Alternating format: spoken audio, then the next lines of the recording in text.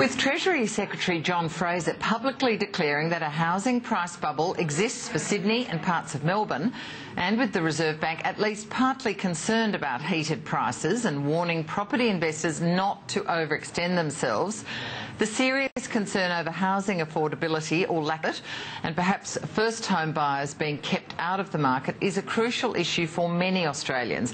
At the heart of lack of affordability is lack of housing supply. This is what the Master Builders Association claims, and to discuss this more is the Chief Executive Officer, Willem Harnisch, and he joins me now. Willem Harnisch, thanks very much for being with us.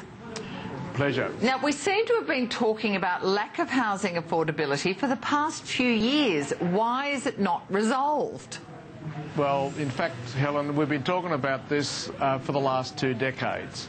And we've been watching the debate in the Parliament this week between the government and the opposition about housing affordability. Our concern is that it shouldn't become a political football.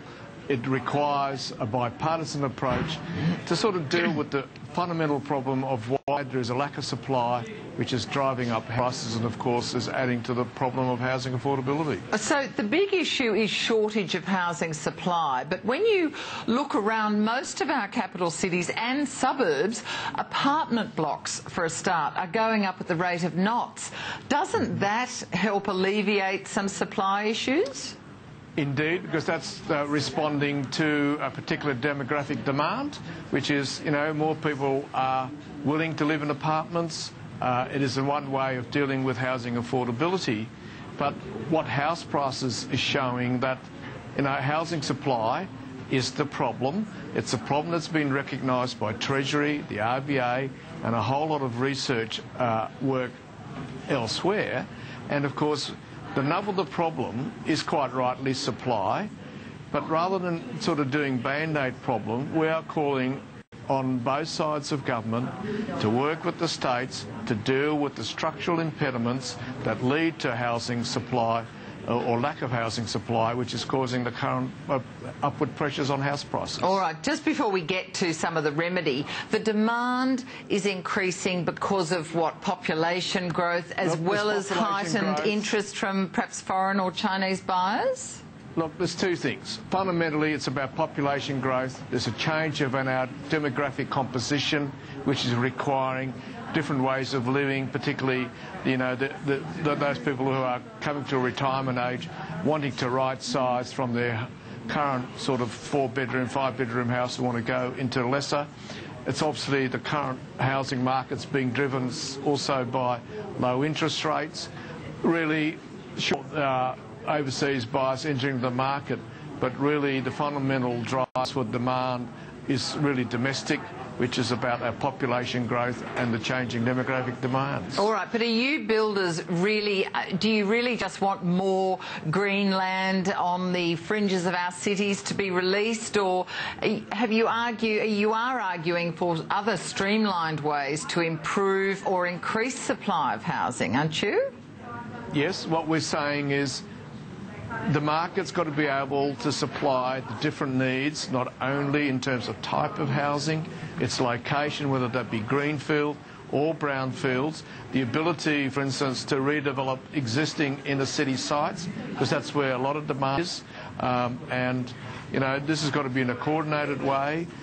We've got to remove the blockages, particularly at the local government level, to make sure that the land banks become available when demand is actually there. And then once that's approved, we've got to work with the local governments and state governments to remove the roadblocks in terms of development approvals and all the sort of blockages that are there, developer charges, because they're the ones that are adding significant cost at the starting point of the housing supply chain. You'd also like to see the federal government make what's called competition payments, which the recent Harper Competition Policy Review said there is a role for. But are these handouts, or what exactly are these payments used for? We certainly would not support handouts. The national competition payments should only be used so that state governments and local governments agree to a targeted plan for long-term and permanent structural reform, which is code for removing all the impediments that are there now What we don't want is band-aid solutions where they'll only do it while the payment is there. This is payment for the permanent removal of all the impediments that I've talked about, so that we can make sure, and more importantly the community, is able to buy appropriate and affordable housing. And that's not only a problem for the private sector, but it's also a problem for the social housing sector. Willem Harnish, I mean, well, that's right. I mean, public housing is very important as well. You're including that in this. Indeed.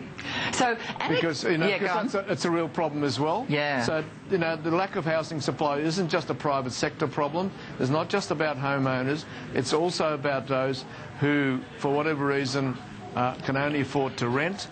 For whatever reason, need a different style of housing that only the private sector or that only the public or social housing sector can provide. All right.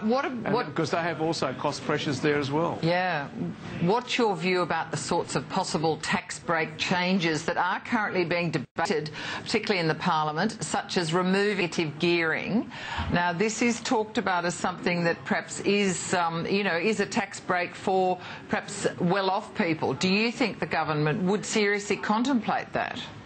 Look, there's been lots of, shall we say, interesting debate by some people who somehow think that negative gearing is the problem. Well, John Fraser, the new head of Treasury, this week, when he talked about the housing price bubble, made it quite clear that in his view, negative gearing wasn't a contributor to that. So the debate about negative gearing is really skewing the debate for whatever political reasons away from what is the real problem. Yeah, but it is being talked about. Do you think the government would go through with it? Well, we have said to the government, you're focusing on the wrong problem. The problem is housing supply. All right. To fix housing supply, simply demonising negative gearing as being the problem for all the housing affordability problems is simply focusing on the wrong issue. All right, Willem Harnish from the Master Builders Association, Chief Executive, thank you so much. Thank you, Helen. Well, the head of FIFA, Sepp Blatter, finally